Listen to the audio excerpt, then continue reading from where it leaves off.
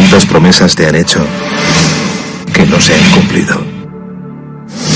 Yo no te prometo un gran sueldo. Te prometo un trabajo fijo. No te prometo que siempre sea como el primer día. Te prometo que nunca te faltarán las fuerzas. No te prometo que todos tus compañeros resistan. Te prometo que se puede llegar hasta el final. No te prometo personas importantes. Te prometo personas que no saben cuánto valen. No te prometo que vayan a hacer caso de lo que digas.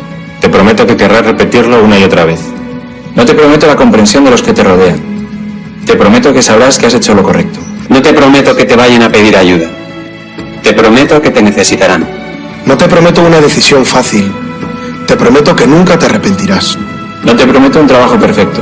Te prometo formar parte de un proyecto inolvidable. No te prometo que siempre vayas a obtener resultados. Te prometo que tu trabajo dará mucho fruto. No te prometo que vayas a tener grandes lujos. Te prometo que tu riqueza será eterna. No te prometo que siempre vayas a poder ser valiente. Te prometo que tu amor será más fuerte que el mío. No te prometo que puedas acabar con el dolor, el sufrimiento y la injusticia. Te prometo que estés donde estés, llevarás esperanza. No te prometo el reconocimiento del mundo. Te prometo una palabra eficaz. No te prometo seguridades humanas. Te prometo la certeza de que has sido elegido.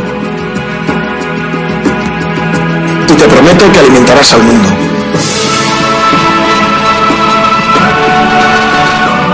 Unirás corazones. Acompañarás a los que sufren. Confirmarás a los que quieren ser fuertes. Experimentarás con ellos la verdadera alegría. Sumergirás a los hombres en la verdad. Y serás sacerdote, testigo de Jesucristo.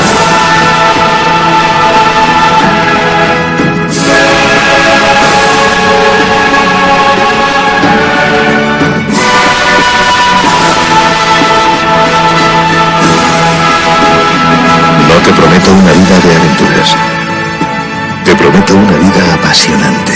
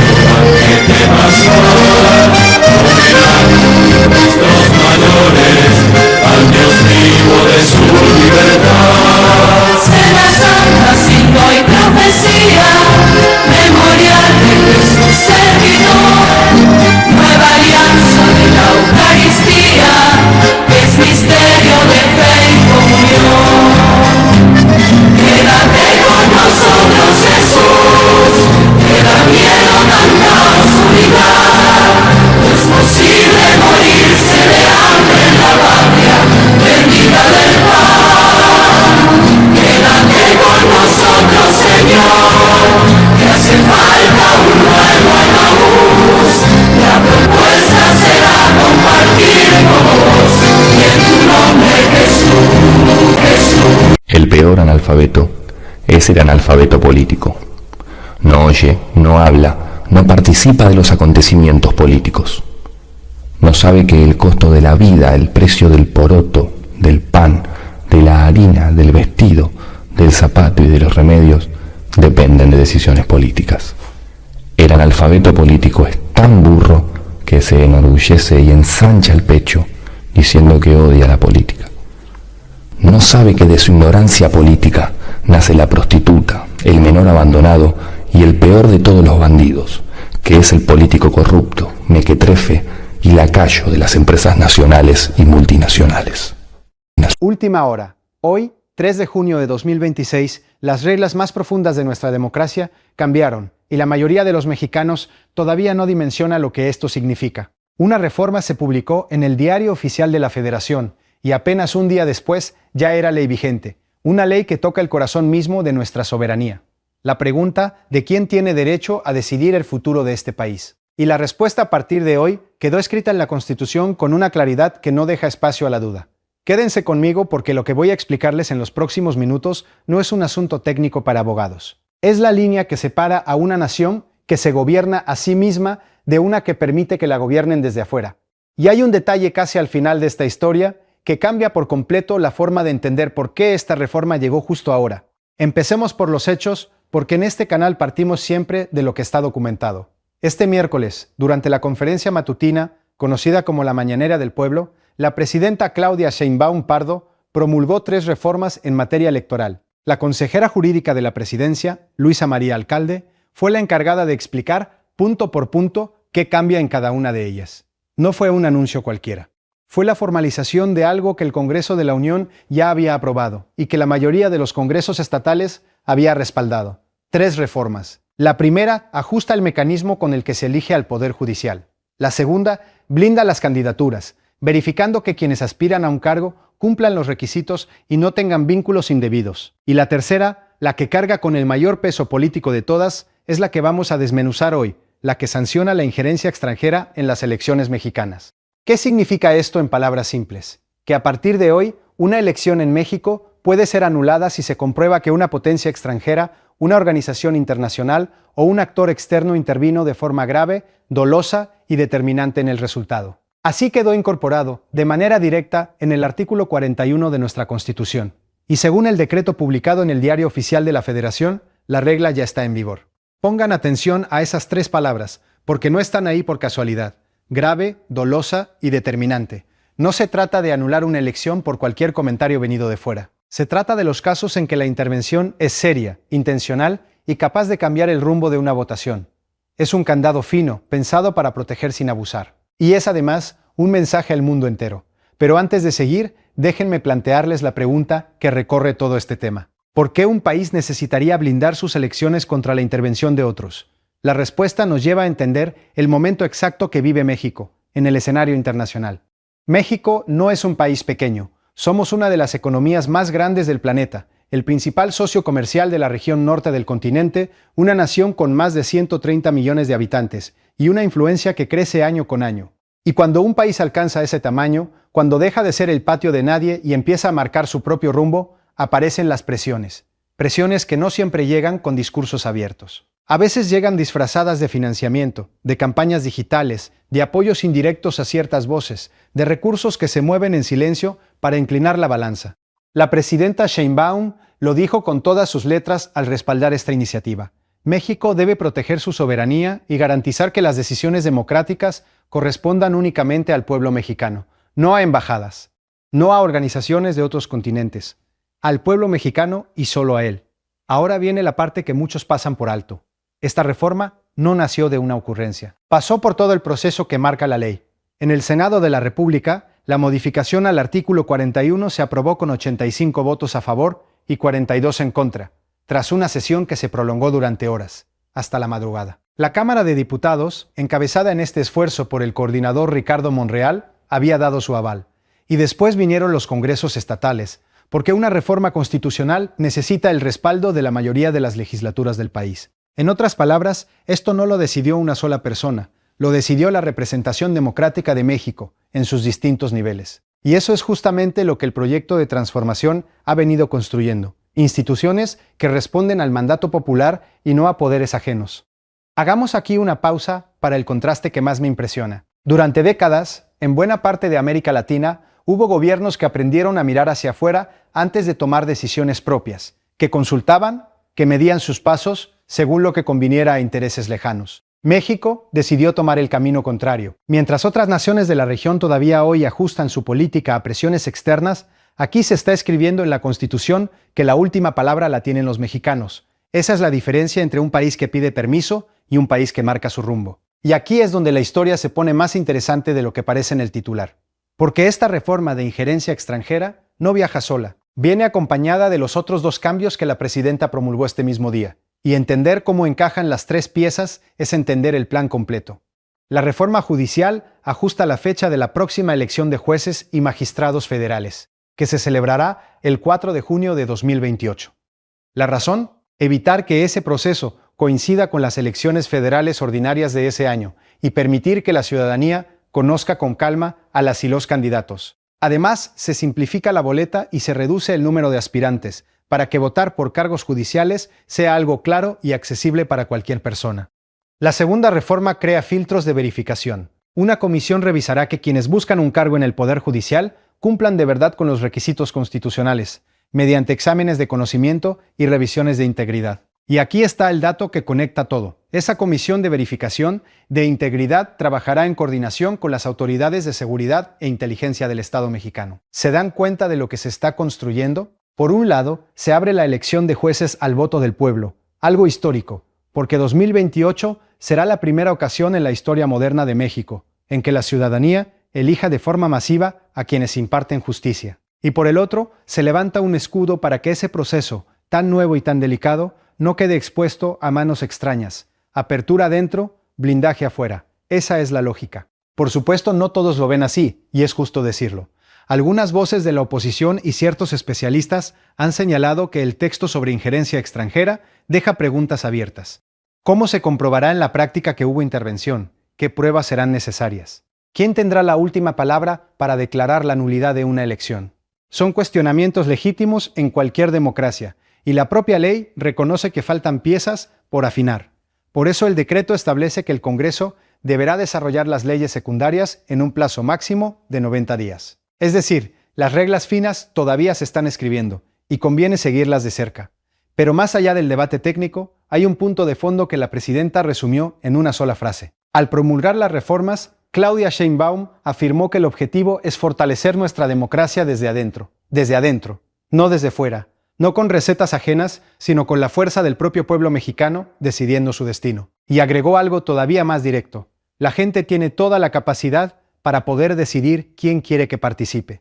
En esa frase está concentrada toda una visión de país. La idea de que los mexicanos somos capaces, somos dueños de nuestras propias decisiones y no necesitamos que nadie venga de afuera a decirnos por quién votar o qué pensar. Detengámonos un segundo en lo que esto representa en el tiempo. México vivió muchos años en los que la duda sobre nuestras elecciones era permanente. Hoy, en cambio, se está construyendo un sistema en el que la intromisión externa queda, al menos en la letra de la Constitución, fuera del juego. No es un detalle menor. Es la diferencia entre una democracia tutelada y una democracia soberana. Conviene también poner las cosas en su justa dimensión. Esta reforma no resuelve por sí sola todos los retos de México, ni pretende hacerlo. No anula elecciones por simples diferencias de opinión, ni convierte cualquier crítica extranjera en delito. Lo que hace es trazar una línea cuando la intervención de afuera sea grave, intencional y capaz de torcer la voluntad popular, habrá consecuencias. Y esa línea, antes de hoy, simplemente no existía en nuestra Constitución. La presidenta enmarcó la decisión en un contexto que conviene tener presente. Habló de una ofensiva que se observa desde fuera y de la importancia de dejar muy claro que en México deciden los mexicanos. Y aquí me detengo en lo que prometí al inicio, ese detalle que cambia la forma de ver todo. El momento en que llega esta reforma no es casual. Llega cuando México se acerca a procesos electorales de gran calado, cuando la presión internacional sobre nuestro país es más visible que nunca, y cuando la disputa global por la influencia se libra cada vez menos con ejércitos y cada vez más con dinero, con algoritmos y con narrativas. En ese mundo, blindar las urnas es blindar la soberanía misma. México llega a este momento de pie, con instituciones que responden a su pueblo y con una conducción que ha hecho de la dignidad nacional su sello. Mientras en otras latitudes apenas se discute si los países pueden defenderse de la intromisión externa, aquí ya quedó escrito en la ley suprema, no como amenaza para nadie, sino como afirmación de un principio sencillo y poderoso. Las decisiones de México le pertenecen a México. Lo que viene ahora será igual de importante que lo que se promulgó hoy. Habrá que vigilar cómo se redactan las leyes secundarias en los próximos 90 días, cómo se define en la práctica, qué cuenta como injerencia y cómo trabajará la nueva comisión de verificación de cara a la histórica elección judicial de 2028. Son piezas que todavía se están colocando sobre el tablero y cada una merece ser seguida con lupa. Estamos en comunicación con la secretaria de Mujeres, Políticas de Género y Diversidades del municipio de La Matanza, psicóloga y periodista Liliana Hendel. Hola Liliana, ¿cómo estás? Buenas noches. Querida Sandra, ¿cómo estás? Viste que la técnica parece que se pusiera, es antifeminista, mirá, porque el teléfono, no sé por qué se cortaba y se bloqueaba y sufrimos muchísimo, pero acá estamos, porque en definitiva tenemos el poder y siempre terminamos haciendo lo que tenemos ganas. Ay, ojalá, es muy fuerte lo de hoy, ¿no es cierto? Muy fuerte, muy impactante, muchísima gente, y me parece nuevas generaciones, Liliana, nuevas generaciones, muchísimas pibas, muchos pibes, eso te iba a decir también, muchos varones también. Exactamente, muchos varones, muchos compañeros, muchos varones acompañando a sus parejas, muchos varones, me llamó la atención, Sandra, grupos de varones solos, no acompañando a sus amigas o a sus parejas, sino 2 o 3 muchachos caminando en la marcha, atentos a lo que iba pasando, circulando, no caminando en la marcha porque en realidad fue una concentración, pero circulaban con mucho respeto, con muchas ganas, con mucha preocupación. La energía que circulaba era una energía de che, basta con todo esto,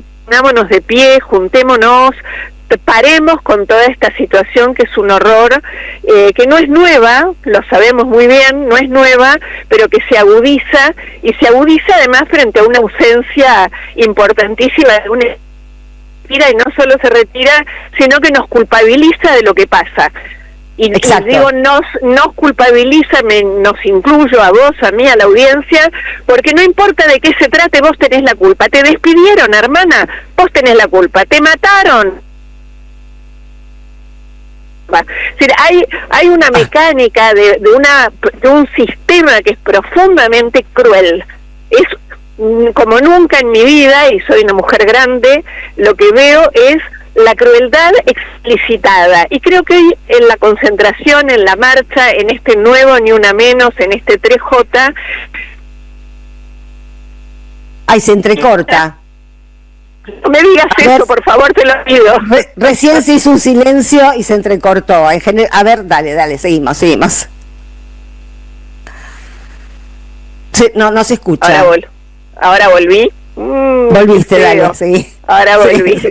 Bueno, eso, me parece que es eso, que en una nueva marcha con un 3J con otras características, aunque las consignas sean las mismas, como aquella vez cuando mataron a Chiara, esta vez la bandera era la de Agostina, pero también son todas, son las que no tienen voz, las que ya no pueden gritar, las endeudadas, las despedidas, las que tienen que hacer frente a una cantidad de cuestiones con su vida familiar y no pueden, en hogares monomarentales, son las madres protectoras a las cuales la justicia persigue y ataca, porque Sandra, la justicia es el mismo sistema judicial del agua escondido. Eso es lo que yo decía en el editorial. A mí me impresiona el reclamo de justicia en el Ni Una Menos, y tal vez esa sea una vía más fácil, evidentemente es una vía más fácil para que la gente común, la que no está politizada, entienda que este poder judicial ya no sirve, pero porque es el mismo del lawfare también. Es el mismo, por eso. Es el mismo. El sistema judicial siempre fue misógino y patriarcal, pero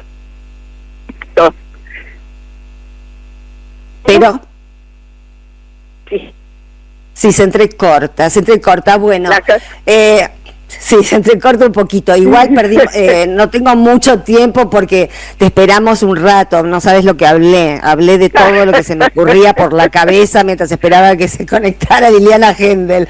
Sos una periodista imprescindible y brillante, así que estoy segura que esos minutos que hablaste mientras me esperabas valieron la pena. Espero, bueno, te escucho energizada, Liliana, así que me imagino que eso se traduce en que lo de esta tarde fue útil para la lucha y para sacarnos al fascismo de encima. Yo creo que sí, que fue útil, que está siendo útil que nos juntemos, que salgamos a la calle por la universidad, por las muertas, por las mujeres, por la memoria. Todo, Sandra, salgamos a la calle y démonos cuenta que somos un montón, un montón y que tenemos un gran poder. Invítame cuando quieras y desde algún lugar tranquila y sin tanto movimiento como ahora podemos charlar. ¿Sabes cuánto te quiero y te agradezco esta convocatoria? Y perdón por la demora, pero ¿qué va a ser la técnica? Por favor. Por favor, te mando un abrazo grande, Liliana. Un abrazo grande para todos ustedes. Chau, chau. Chao, estábamos hablando con Liliana Hendel, secretaria de Género de La Matanza. La Matanza. Gracias. Presidenta, hablando del fútbol, quiero hablar un poco más del Mundial. Se está reportando, incluso hoy lo vi en la jornada, pero también medios internacionales, que la selección iraní va a mover su residencia de Tucson, de Tucson, Arizona, a Tijuana. Por problemas de visados allá en Estados Unidos. Y bueno, según esto ya la selección iraní, cuando menos el gobierno iraní o los directivos iraníes están comentándole esto, ¿no? Aún así, aquí todavía no hay información, la FIFA no ha confirmado. ¿Usted nos podría decir esta situación, si efectivamente la selección iraní va a estar en Tijuana? Vino la representación de la FIFA a través de una persona. Nos dijo que Estados Unidos la selección iraní va a jugar en Estados Unidos. Creo que tiene 3 partidos, ¿no? Son 3, ¿no? En la primera eliminatoria. Entonces, los 3 partidos de la selección iraní son en Estados Unidos. Estados Unidos no quiere que la selección iraní se quede a pernoctar en Estados Unidos. Nos preguntaron, pero sí van a jugar los 3 partidos allá. Entonces nos preguntaron, ¿pueden pernoctar en México? Y dijimos, sí, sin problema, no tenemos ningún problema. Entonces, están buscando que la sede sea en Tijuana para que ellos puedan pernoctar y viajar a los partidos que van a desarrollar en Estados Unidos. Entonces, nosotros no tenemos por qué negar la posibilidad de que se queden en México. Entonces, sí dimos esa opción y se está revisando entre Gabriela Cuevas, que es la responsable del Mundial, y Josefina, que es la secretaria de Turismo, en coordinación con la FIFA, para ver cómo pernoctarían en México. Sí, porque supongo que obviamente vendría el avión, ¿no?, de Irán y iría y vendría, ¿no? Finalmente también aquí no habría problema de los visados. Pues supongo. no sé cómo viajarían, en qué línea aérea viajarían. Llegarían a México y viajarían eso fue lo que nos informaron por parte de la FIFA. Si estábamos de acuerdo en que pernoctaran en México, y dijimos sí, sin ningún problema. En otro, me siento para no tapar las cámaras. También hay otra polémica, Presidenta, de la selección de Congo, ¿no? Que finalmente ahorita en Congo hay un brote del ébola. Sí, por el tema del ébola. Y incluso Estados Unidos ya puso una restricción de que 21 días los jugadores de la selección del Congo pues no pueden entrar. El asunto es que el Congo va a tener aquí un partido en Guadalajara.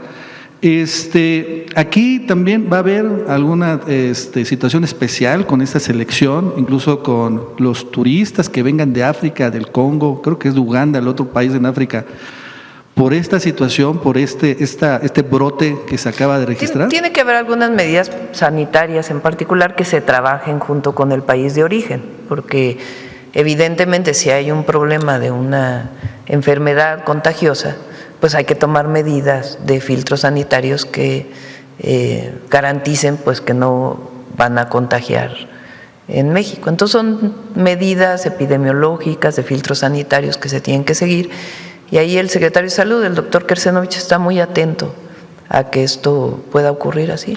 Sí, porque allá en Estados Unidos son 3 semanas que le van a pedir a los jugadores, jugadores de la selección. Puede informar él, mañana viene Salud, puede informar en particular qué medidas se están tomando, pero pues son medidas sanitarias que tienen que tomarse por razón de que hay una enfermedad muy contagiosa en estos países.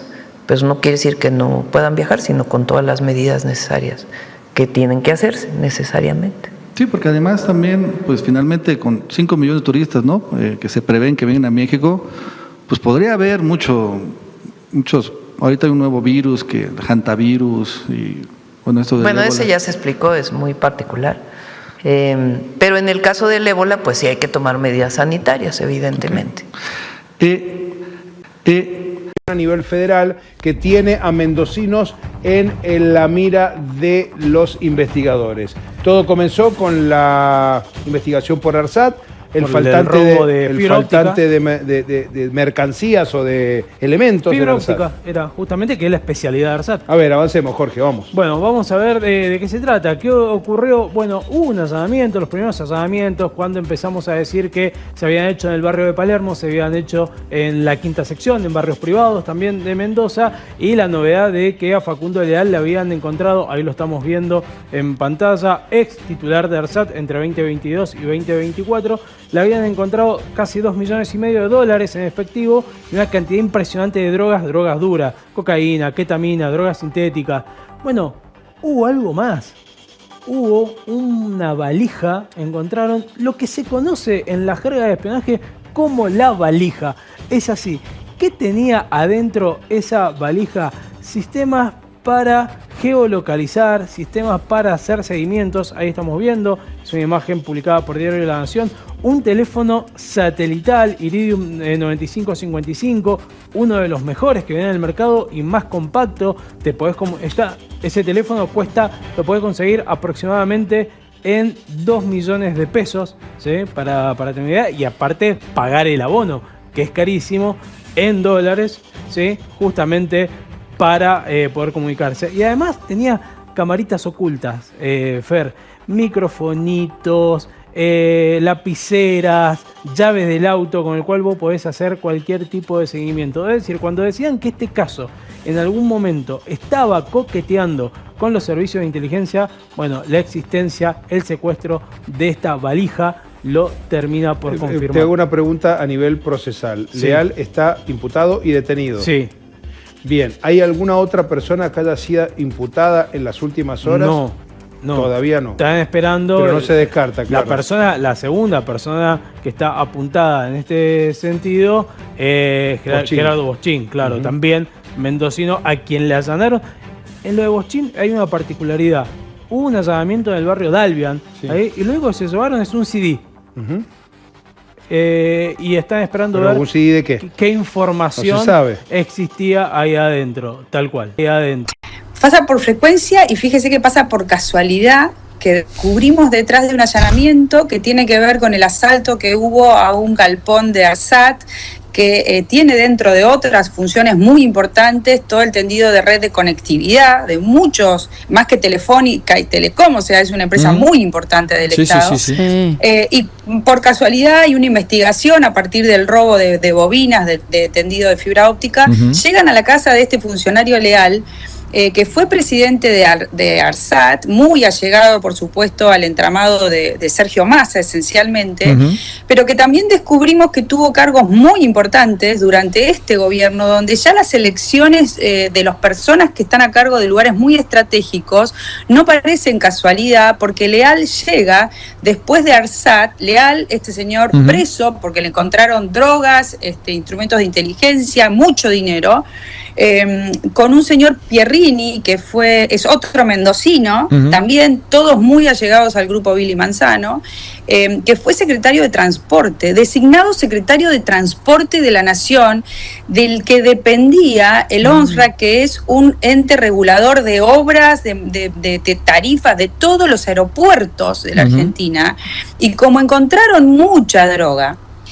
la verdad que uno empieza a conectar todo el funcionamiento del Estado con una falta de identificación de estos lugares tan peligrosos, donde se habían apoderado de transportes, aeropuertos, y todos tienen una cercanía muy importante con este otro señor que aparece volando en los aviones y que pasa sin controles en la Argentina, que es Leandro Escaturice.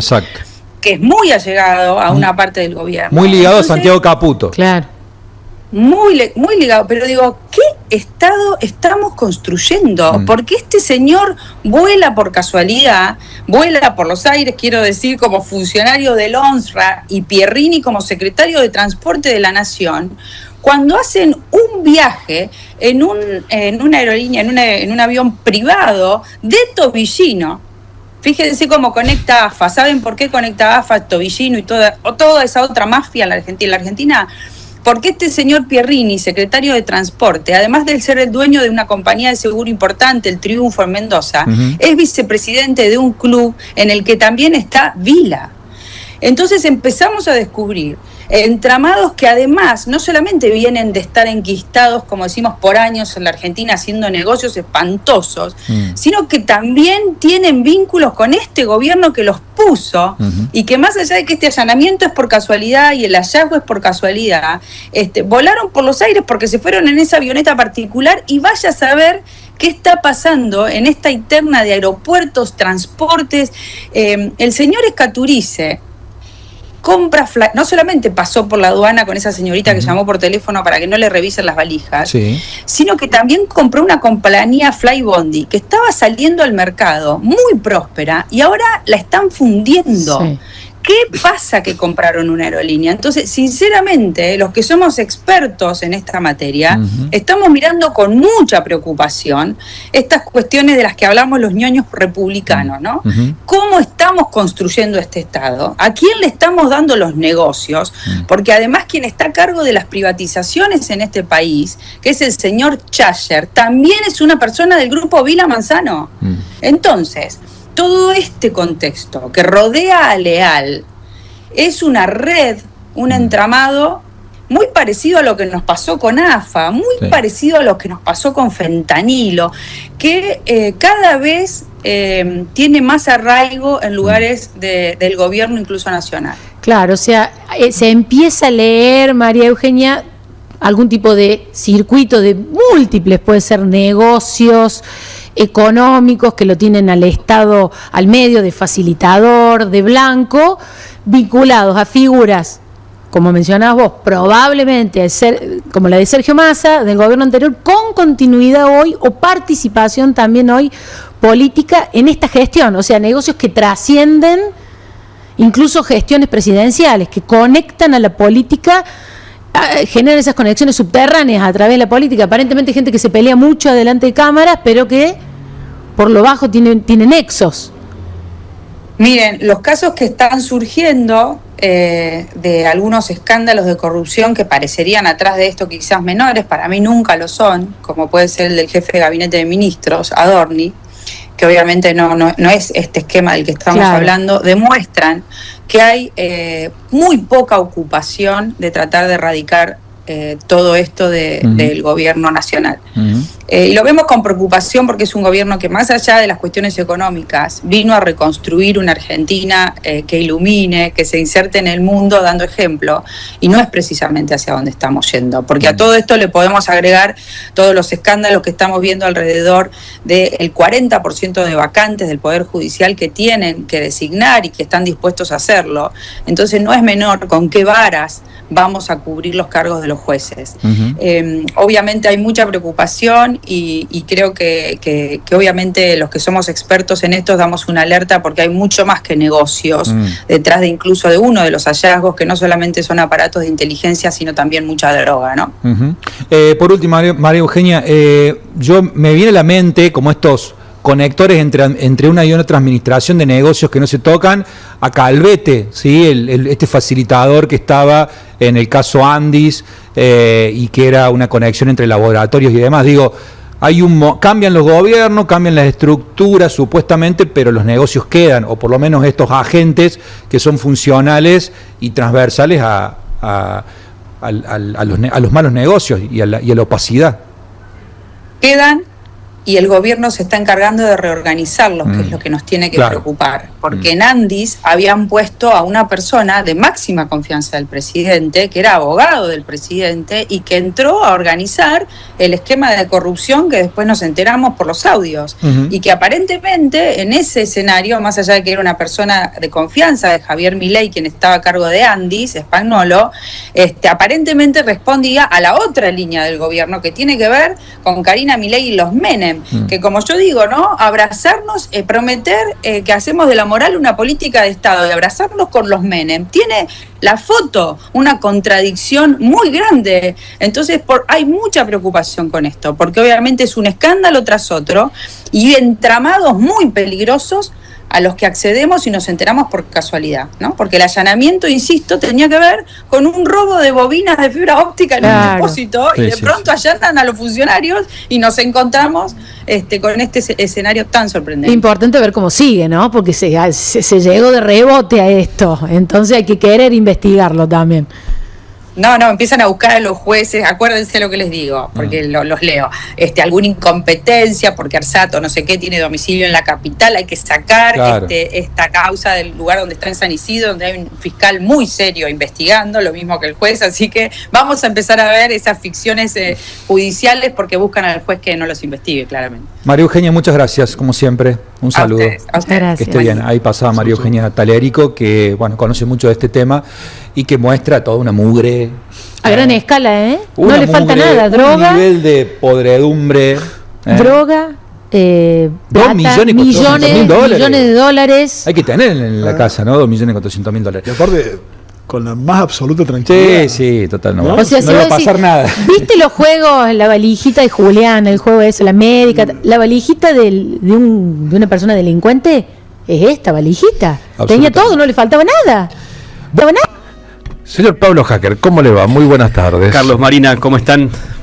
Bien, venía en la calle, revolucionadísima, muchísima gente, creo que va a ser algo histórico. Miércoles sumado al Ni Una Menos.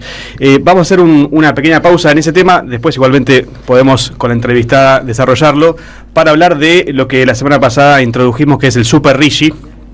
El Super Rishi, que estos nombres fantásticos. ¿Por qué le decís Rishi al Rishi? Creo que tiene como más glamour, ¿no? Bueno, el Super Rishi que comentábamos tiene que ver con enormes exenciones impositivas para las nuevas tecnologías, los data centers, y se está discutiendo en el Congreso, además de otras cosas, la ley del lobby, pero este proyecto de ley tiene bastantes posibilidades de ser tratado.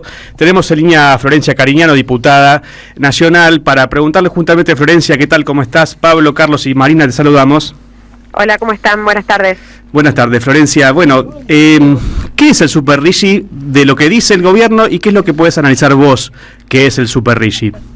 Mira, acabo de salir, estamos justamente en la comisión donde hay funcionarios tratando de explicar, porque empezaron a hablar, hasta ahora no hablaron del Super Rigi, sino que están hablando del Rigi. Lo que yo te puedo decir de lo que ellos han presentado, mi parecer, es que básicamente es un robo a mano armada para Argentina. ¿Por qué? Porque solamente es para empresas que acá no existen, que son empresas que van a venir del exterior, de un nicho muy específico, el tecnológico, o sea, tiene nombre y apellido. Fíjate que vino Peter Thiel y después se armó esto. Son empresas que facturan más que el PBI argentino, pero van a pagar menos impuestos que una pyme. ¿Por qué? Porque del 25% de ganancias que pagan las pymes, esto va a pagar el 15%. Aportes patronales, 10%. O sea, lo que básicamente estamos haciendo con esto es subsidiarle la energía y el trabajo, y no le estamos pidiendo nada a cambio, porque no van a pagar derechos de exportación, derechos de importación, al tercer año se pueden llevar todos los dividendos, o sea, beneficios que ni siquiera el RIGI tiene para este tipo de empresas, y que otros países le han pedido mucho a cambio. Dinamarca ha pedido que calefaccionen toda una ciudad con el calor que generan estos data centers. Brasil también, que quede una parte en su sistema de innovación y científico. Digo, todos los países que tienen políticas parecidas a estas piden a cambio algo. Nosotros lo único que estamos haciendo es entregándole absolutamente todo, la energía y el trabajo subsidiado de los argentinos, a cambio de, bueno, todavía no pudimos descubrir a cambio de qué. para poner blanco sobre negro. Vamos a entregar un pasaporte argentino a Peter Thiel. Bueno, eso sé que lo están tramitando, este pasaporte de oro que también habló el multipropietario Manuel Adorni. Ahora, blanco sobre negro, esto viene supuestamente bajo la falsa premisa de la lluvia de inversiones que nunca llega, esto me hace acordar muchísimo al macrismo. Sí. Es básicamente ponerle restricciones mínimas a superempresas de multimillonarios como Peter Thiel justamente, para que instalen aquí estos enormes lugares de procesamiento de datos para la IA, para las redes sociales, que usan energía intensivamente, que además, por lo que pude leer en la ley, en el proyecto de ley, no se les puede cortar en ningún momento el gas y la ley si no hay orden judicial, por ejemplo. O sea, el Estado se retira del control por 30 años, exactamente. Y si tienen algún problema, van a ir a hacerle el litigio al CIADI. O sea, estamos ausentes en todo, en la recaudación, en la percepción de las divisas, y también si nos tenemos que defender tenemos que ir a litigar afuera. Es una locura, una entrega absoluta hacia empresas que en este caso tiene un nombre y apellido. Esto se llama Peter Thiel, como todas las empresas, como todas las leyes que están haciendo. Digo, la del lobby que vos mencionabas ahí, bueno, es para el caso Libra, para cubrirse de todo el lobby que hicieron Novelli y todos los hermanos Novelli y compañía. Bueno, esta es para Peter Thiel, y que probablemente vengan otras gigantes también, porque imagínate que si un país en el mundo le da estos beneficios sin pedirle nada a cambio, se van a ir de aquellos países donde básicamente le están exigiendo cosas, porque si venís a consumir energía regalada, si venís a pagar menos ganancias, menos aportes patronales, y otra cosa, ¿qué haces con el almacenamiento de datos? ¿Dónde van esos datos? Exacto. ¿Dónde quedan? De hecho, bueno, hablando de huir, Peter Thiel viene huyendo de Estados Unidos, es alemán, pero tiene varios pasaportes, o sea, viene huyendo justamente de legislaciones que no es que son estatistas en el sentido comunista que lo quiere poner el presidente, sino básicamente es pedir a cambio de fabulosas concesiones un mínimo de dejar algo en el país en el cual se hacen multimillonarios. Pero esto se da en un contexto, Florencia, te quería preguntar, porque sé que lo tratan mucho en comisiones, en el Congreso, de cierre de empresas todos los días, de pymes que no pueden más, de pequeños comerciantes, medianos, grandes comerciantes, muy grandes empresarios, bueno, que no pueden pagar los costos fijos de sus comercios y tienen que cerrar bajar sus persianas justamente por esta cuestión. En cambio, está esta otra cuestión que es dejar abierto totalmente el tema impositivo y el control a los multimillonarios. Es paradójico, ¿no? Paradójico que a los que más tienen le cobres menos de lo que de verdad son recontramillonarios. ¿Por qué le estás cobrando menos? ¿Por qué le estás dejando? ¿Por qué estás haciéndole eso a la Argentina? ¿A cambio de qué? El tema es a cambio de qué estás generando esto, porque la verdad es que no van a generar un trabajo intensivo, no son mano de obra intensiva. Entonces le estás regalando la energía, el trabajo subsidiado, le estás regalando las regalías, no le estás cobrando derecho de importación y exportación, o sea, un montón de beneficios que la pyme, que es un argentino, que está contratando argentino, que lucha todos los meses para ver si paga un impuesto o paga un sueldo, no los tiene. Vos me decías, en este contexto, donde el argentino está recontra hiper endeudado, tratando de pagar, no sabe si paga la tarjeta, si pide un préstamo a Mercado Pago, está sacando plata de donde no tiene para llegar a fin de mes. De más de 22.000 empresas que cerraron en la Argentina. ¿Por qué? Porque no pueden pagar sueldos, porque no hay consumo. Bueno, igual estás dando todos estos... Ya el RIGI era una entrega, esto es una super entrega a un sector recontranicho y específico, que la verdad es que no necesitas que esté acá, o si va a venir a consumirte la cantidad de energía que consume, cobrarle lo que le están cobrando todo el resto de los países, digo, Brasil, Chile, Dinamarca, le han pedido cosas muy importantes, porque realmente son generadoras de muchas divisas, y acá el tercer año se pueden llevar todas las divisas afuera, o sea que ni siquiera te dejan dólares, que es lo que hoy necesita la Argentina para pagar la deuda. Y una más, y en el contexto de suspender, por ejemplo, el régimen de zonas frías, o sea, cortándole subsidios que son fundamentales a poblaciones con temperaturas, ¿no? O sea, es muy increíble. O sea, le cortan subsidios a la gente, pero le dan beneficios a los supermillonarios como Peter Thiel. A ver, al que no le quedó claro todavía para quién está gobernando, la verdad, es porque no tiene ganas de enterarse, pero este gobierno gobierna para el 5%, no más rico de la Argentina, del mundo. Peter Thiel es uno de ellos. Florencia Cariñano, Marina Glesser te saluda, ¿cómo andás? Hola, ¿cómo estás? Preguntarte un poco, además de que si tiene ya los votos el Super Rigi para salir y ser aprobado por ambas cámaras y permitir el saqueo, la expoliación, bueno, esta situación que nos atañe a todos y a todas y que no veo en una reacción social que defienda su patrimonio nacional. ¿Cómo crees que es la salida política porque los gobernadores están maniqueos, digamos, ¿no? Le votan todo, después en la tele dicen una cosa, después en la cámara van y hacen otra, digo, la política de lo que dice, de lo que hace, con una brecha muy enorme, entonces la gente pierde la confianza en lo que es los políticos y parece que todos son iguales frente a esto que vos decís, un consumo planchado, unos salarios pulverizados. ¿Cómo es la respuesta política para convocar a la ciudadanía a defendernos del saqueo y la esquilmación, la expoliación de nuestros propios patrimonios nacionales a manos de este 5% más rico del mundo sin ningún tipo de negociación o posibilidad de tantos organismos multilaterales de crédito? Mira, coincido con todo tu diagnóstico, es el mismo diagnóstico que tenemos todos. Yo creo que la gente en algún momento, y creo que está empezando a despertarse porque básicamente no llega a fin de mes, porque ha tenido que recortar de todos lados y porque está recontra hiper endeudada. Los empleados, a mí el otro día me decía, se me acercan personas o me escriben por las redes de la provincia de Santa Fe donde me decía, cobro el sueldo por el Banco Nación y tengo tantas deudas que cuando fui a cobrarlo tenía cero. Entonces, lo que hacen los empleados públicos es estar a las 12 de la noche en el cajero para extraer todo el sueldo para que no le puedan cobrar de ahí. Digo, están recontra endeudados, pero no los empleados públicos. Cualquiera que trabaje... Tremenda imagen esa. Sí, fuerte.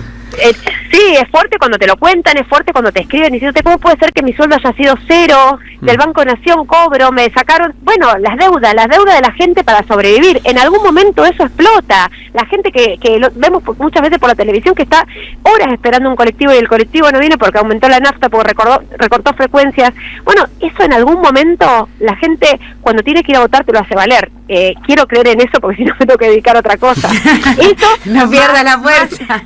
No, porque si no, viste, eso más que nosotros, digo yo, qué sé yo, el viernes voy a tener en el Gran Rosario una reunión con todos los que tienen fábrica de calzado, que la están pasando muy mal, digo, bueno, hay que acercarse a los sectores que la están pasando mal y ver cómo desde el Poder Legislativo se puede ayudar en algo o empezar a generar un plan de gobierno para poder volver a entusiasmar de nuevo a aquellos que nos tienen que en un año y medio votar, claro. Si no hay salida. Florencia, para cerrar una consulta, bueno, que salimos un segundo del Super Rigi o del Super Rigi y pasemos a las calles, es un día muy importante, entiendo, bueno, ustedes están ahora trabajando en las comisiones, pero también sí, igual vamos a bajar. Eso, bueno, te quería preguntar cómo sigue tu día en relación a esto y qué reflexión tenés en un día como hoy. Y muy preocupada ante una justicia que, en este caso la cordobesa, pero puede ser Córdoba como pueden ser muchas justicias de muchas provincias y sobre todo la federal, que no actúa como tiene que actuar, con la rapidez que tiene que actuar ante un caso terrible como el que vimos en Córdoba. Hoy nos levantamos los santafesinos viendo que había desaparecido otra nena en San Cristóbal, desde el día de ayer que está desaparecida.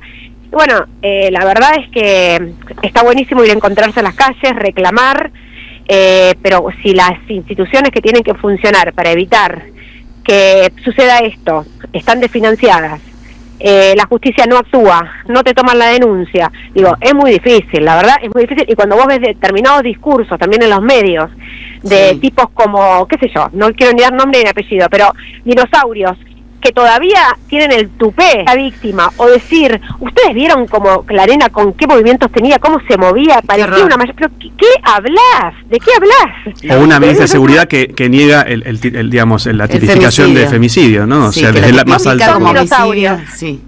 Son dinosaurios, espero que, a ver, yo tengo 3 hijos, 2 son nenas, y una tiene 13 años, podría haber sido perfectamente, porque en algunos casos te hablan del contexto, pero cuando empezás a ponerle otros casos de una nena que mataron que era abanderada, digo, no hay ninguna explicación posible más que esto, que los femicidios, que es un crimen contra las mujeres, que todavía nos falta mucho porque parece ser que hay dinosaurios que habrán salido a la luz y se animan a decirlo públicamente, las aberraciones estas. Entonces, yo creo que, y recién lo hablaba con una colega mía, creo que tenemos que todavía actuar mucho sobre las generaciones como la de mi hija, por ejemplo, 13 años, que le cuesta bastante hacerse cargo del feminismo, porque todas ella y las amigas son hijas de madres que hemos ido a luchar a la plaza. Y sin embargo, a lo mejor, ¿viste?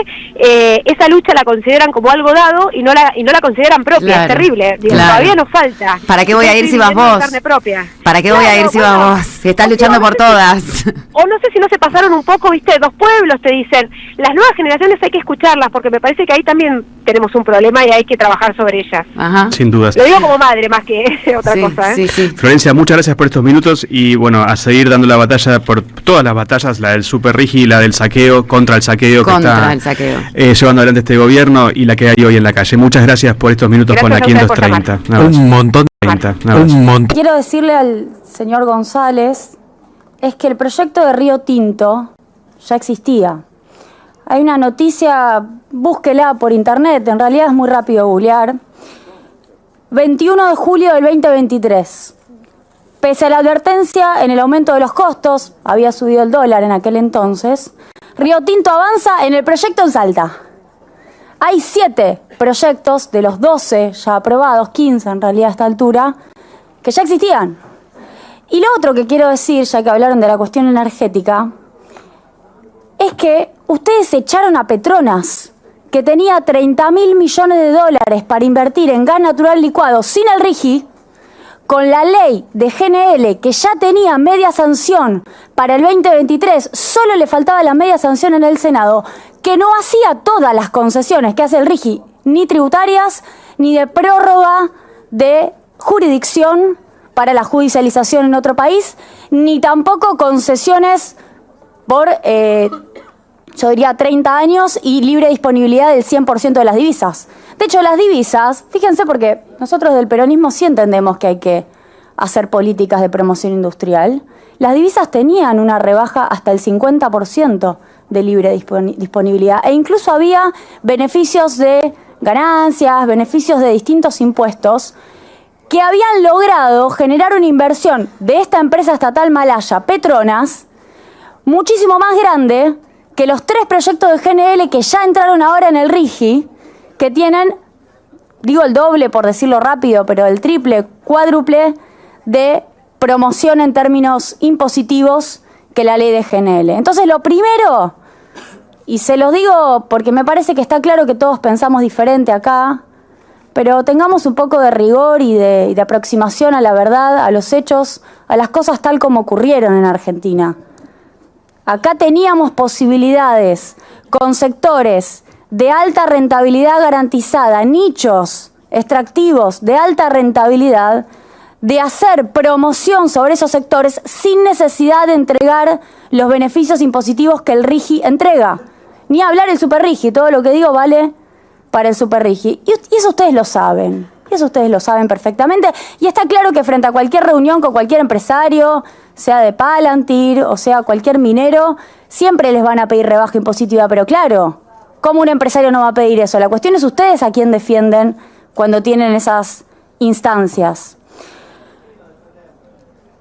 El gasoducto, precisamente, como nosotros defendemos a los argentinos, el gasoducto que ustedes ahora están aprovechando, que se financió con un aporte extraordinario de grandes fortunas, proyecto de Máximo Kirchner, que este bloque de Unión por la Patria impulsó, es el que hoy les permite a ustedes tener un superávit de balanza energética en torno a 9.000 millones de dólares, que es extraordinario, y que yo lo celebro, porque tengo puesta la camiseta de la Argentina. Es extraordinario que la Argentina en 2023 tuvo un superávit prácticamente nulo de 13 millones de dólares. Ese fue el resultado de la balanza energética en 2023. 2022 la guerra sin gasoducto significó un menos 5.000 millones de dólares. Hoy ustedes, con la guerra y con un precio del Brent por las nubes, 40% por arriba del promedio del 2025, el Brent, están teniendo un superávit energético extraordinario gracias al gasoducto Néstor Kirchner.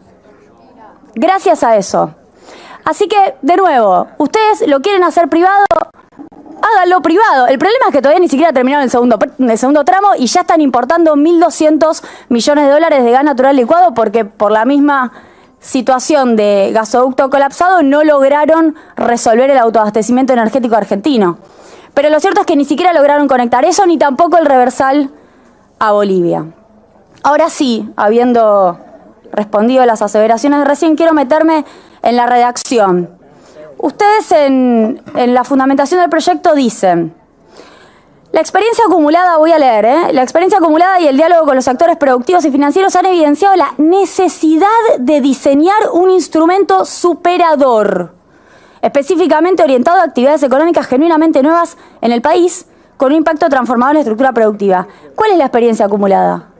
Pregunto, porque Caputo se la pasa diciendo que el RIGI fue un éxito. ¿Por qué la experiencia acumulada los lleva a tener que hacer algo superador? ¿O es mentira que es un éxito? ¿O se lo están dando a alguien porque alguien se los pidió? No tiene una fundamentación clara del proyecto, así se los digo. Por cierto, el 51% de los que entraron en el RIGI son minería y el 42% es petróleo y gas. Son dos sectores bien específicos, bien claros. Esta es la típica estrategia de picking winners que suele castigarse en las políticas industriales, suele ser algo señalado como un problema de sesgo en la política industrial. Ustedes lo tienen, ese sesgo. El único proyecto rechazado es de una empresa de capitales chiros. Así que díganme si no tuvieron sesgo. Y sobre eso ahora dicen que la experiencia acumulada les indica que tienen que mejorar los beneficios. Además, en la reglamentación, esta parte me parece increíble. En la reglamentación, en la fundamentación dicen: a los efectos de esta ley se entenderá por nuevas actividades económicas a todo proyecto industrial, tecnológico o de prestaciones de servicios vinculados a infraestructura tecnológica y digital estratégica con impacto transformador, o cuyo grado de desarrollo resulte experimental o piloto en los términos que establezca la reglamentación. ¿Cómo en los términos que establezca? ¿Lo vamos a votar nosotros y lo vamos a decidir nosotros o lo va a decidir el Poder Ejecutivo cuando reglamente?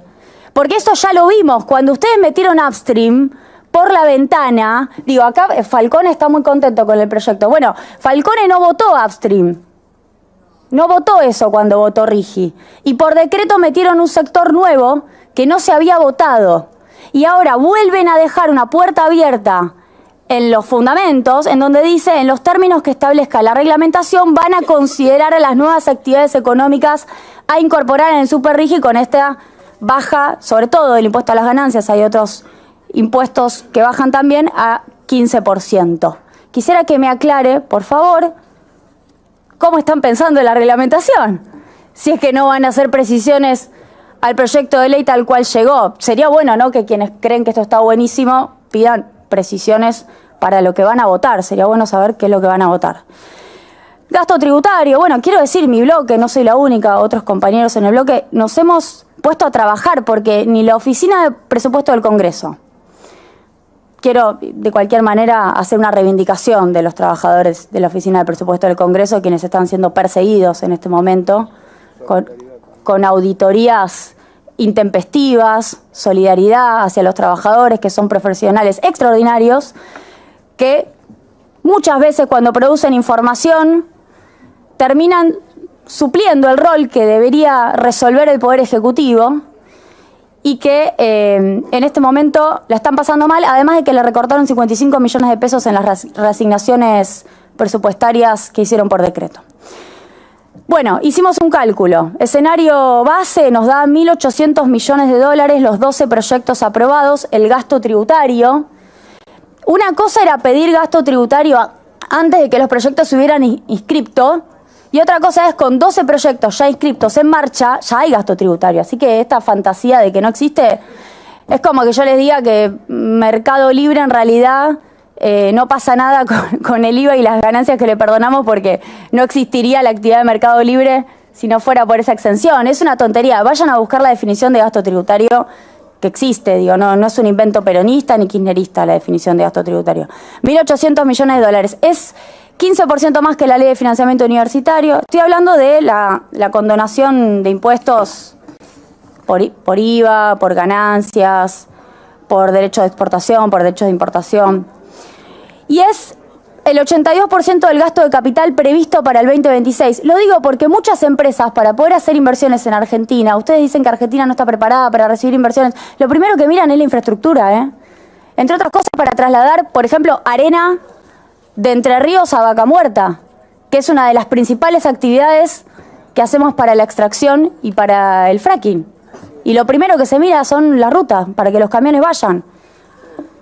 Bien, así que voy a pedir, también lo pedí para cuando discutimos zonas frías, me hubiera gustado, le digo al presidente de la comisión, Venegas Lynch, no respondió el correo electrónico, lo quiero decir por acá, se lo remitimos con el vicepresidente de la Comisión, Castañeto, y mi firma, el pedido de la solicitud del ahorro fiscal por el achique de zona fría. Así que ahora le pido, y se lo voy a hacer, se lo voy a remitir por correo porque esto se va a votar. Así que quisiéramos que informe la Oficina de Presupuesto del Congreso, pero que lo tiene que hacer a solicitud del presidente de la Comisión de Presupuesto y Hacienda, que informe el gasto tributario de los proyectos ya existentes de RIGI. Bien, quiero agregar, también leyendo los fundamentos, ¿no? El tema de... Ustedes dicen que esto es mejor porque supera los 1.000 millones de dólares la inversión. Cuando se votó el RIGI, sobre todo esto me gustaría que también se preocupen los que acompañaron, ustedes también trajeron la exportación estratégica de largo plazo, que era una especie de sub-RIGI adentro del RIGI, que era para más de 1.000 millones de dólares, o sea, es lo mismo que están trayendo de Super RIGI, pero que ya existía dentro del RIGI. Y en ese marco, esto ya existe. Y de hecho ya hay proyectos metidos con más de 1.000 millones de dólares, entiendo que son 4, Oleoducto Sur, que tiene 2.720 millones, liquefacción de gas natural, 6.800 millones de dólares, proyecto de los Azules y el proyecto Rincón.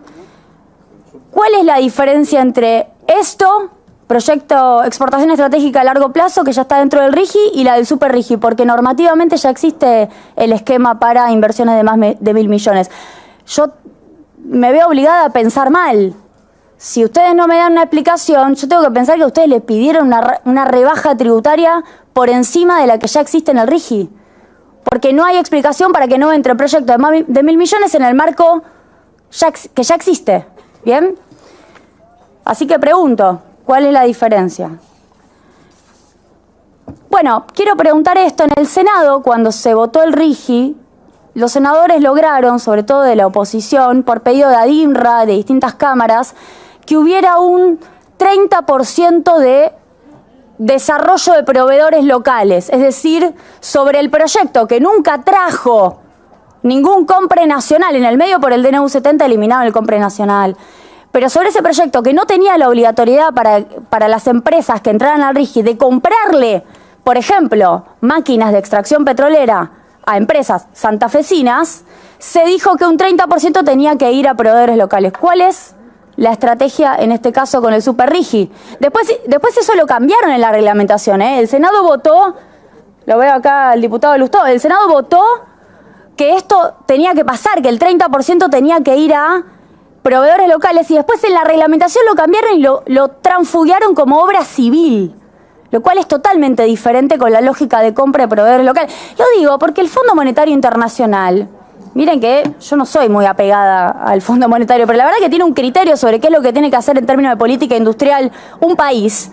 Y voy a leer 4 cosas. Tienen que hacer asignación eficiente de recursos. Acá le dieron el 93% a 2 sectores. Tiene que haber transferencia tecnológica. Acá no hay. Tiene que haber compra nacional y encadenamiento. Dice el Banco Mundial. Acá no hay. Y también el Fondo Monetario Internacional dice, para evitar errores costosos hacen falta más datos, más análisis y más diálogo. No tenemos ni idea de cuánto cuesta. Cuánto nos costó, por lo menos, ¿no? Julián, perdón. Son 12 minutos que estás hablando. Ahí voy, me quedan 2 preguntas. No, está bien, pero lo que te digo es, me ves obligado a intercalar de la lista que había pasado. Gracias, Berti. Hago 2 preguntas y listo. ¿Me puedo terminarte lo que te estaba diciendo? Hago 2 preguntas, Berti. Digo que había 4 gente de Unión por la Patria, 4 gente, diputadas. 4 diputados. Entiendo, ¿no? Bueno, voy a tener que alternar eso, así que no voy a poder cumplir con el compromiso, porque son 12 minutos que llevas hablando. Seguí, bueno, dale. Voy a cerrar con una sola pregunta. Si el RIGI es un éxito, ¿por qué necesitan un régimen más concesivo que el RIGI?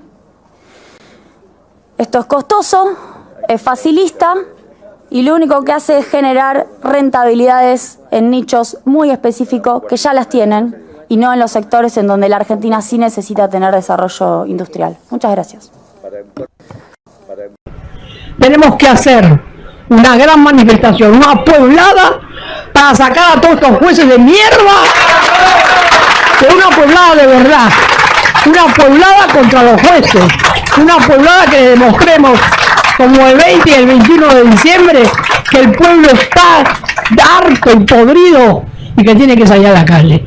Si no nos animamos hacer una cosa como el 20 y el 21 de diciembre, aunque nos caguen a palos, ya sé que nos van a venir a pegar. Pero lo más importante es hacer una pueblada contra todos los jueces atorrantes que... Pueblo que escucha, únete a la lucha. Pueblo que escucha, únete a la lucha. Pueblo que escucha, únete a la lucha. Pueblo que escucha, únete a la lucha. Pueblo que escucha, únete a la lucha. Pueblo que escucha, únete a la lucha. Pueblo que escucha, únete a la lucha. Pueblo unido, nunca vencido. Pueblo unido, nunca vencido. Y luche, luche, luche, no deje de luchar. Y luche, luche, luche, no deje de luchar. Por un canto de obrero, obrero y popular. Y luche, luche, luche, no deje de luchar. Pobre el pobre que no luche, siempre callado nomás. Le han de robar su guitarra, nunca más ha de cantar. Y luche, luche, luche, no deje de luchar. Y luche, luche, luche, no deje de luchar. Por un canto de obrero, obrero y popular. Y luche, luche, luche, no deje de luchar. Pueblo que escucha, únete. ¿Qué cosas tiene mi pueblo que no las puedo callar? Cualquiera viene y le ofende y él calladito nomás. Pero guarda al que trampea, pero guarda al que le miente, porque mi pueblo no es tonto, porque mi pueblo es valiente, porque mi pueblo algún día cuando la sangre reviente habrá de salir cantando con un fusil en la frente. Y entonces no habrá más niños durmiendo bajo los puentes, ni obreros, ni campesinos, siempre apretando los dientes, porque mi pueblo es de machos y nadie me lo desmiente. Y luche, luche, luche, no deje de luchar. Y luche, luche, luche, no deje de luchar. Por un canto de obrero, obrero y popular. Y luche, luche, luche, no deje de luchar. Un pueblo unido jamás será vencido. Un pueblo unido jamás será vencido. Un pueblo unido.